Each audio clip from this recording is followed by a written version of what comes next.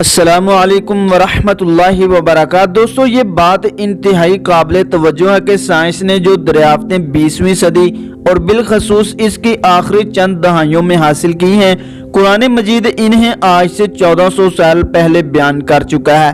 تخلیق کائنات کے قرآنی اصولوں میں سے ایک بنیادی اصول یہ ہے کہ ابتدائے خلق کے وقت کائنات کا تمام بنیادی مواد ایک اکائی کی صورت میں موجود تھا، جسے بعد ازاں پارا پارا کرتے ہوئے مختلف حصوں میں تقسیم کر دیا گیا۔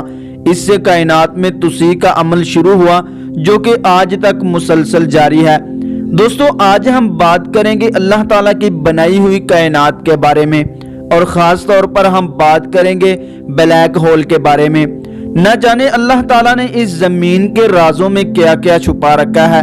ماہرین فلکیات نے بلیک ہول کی پہلی مرتبہ تصویر لی ہے جو کہ ایک دور دراز کہکشاں میں واقع ہے۔ یہ ایک بہت بڑا بلیک ہول ہے جس کی لمبائی 400 ارب کلومیٹر ہے۔ یہ زمین کے مجموعی حجم سے 30 لاکھ گنا بڑا ہے، اور سائنسدان اسے ایک مونسٹر یا دیو قرار دے رہے ہیں۔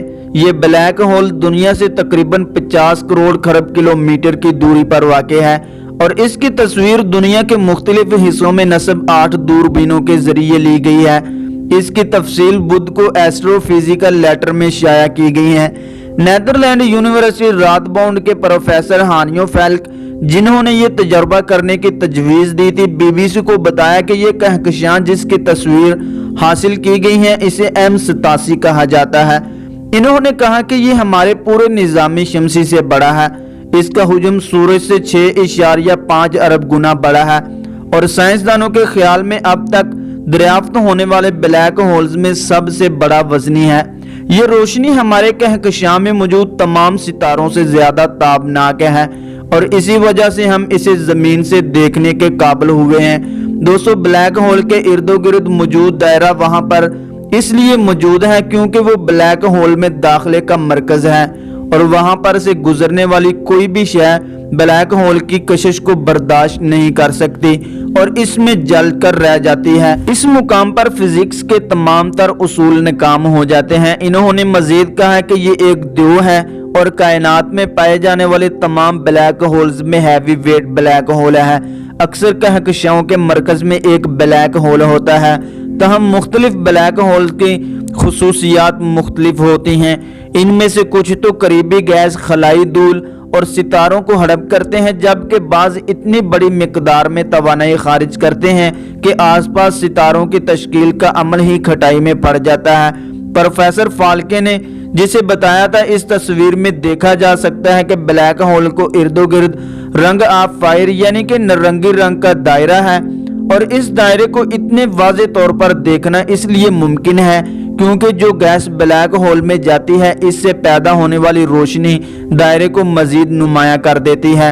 دوستو، یونیورسٹی کالج لندن کے پروفیسر ڈاکٹر زیری یونسی، جو اس منصوبے کا حصہ بھی تھے، کہتے ہیں کہ بلیک ہول ویسے تو کافی سادے ہوتے ہیں، لیکن ان کی وجہ سے پیدا ہونے والے سوالات انتہائی پیچیدہ نوعیت کے ہوتے ہیں، جو کہ ہماری کائنات، وقت، خلا اور ہماری اپنی ذات کے حوالے سے بھی ہوتے ہیں۔ دوستو، کوئی اکلوتی ٹیلیسکوپ اتنی طاقتور نہیں ہے کہ وہ بلیک ہول خود سے دیکھ سکے۔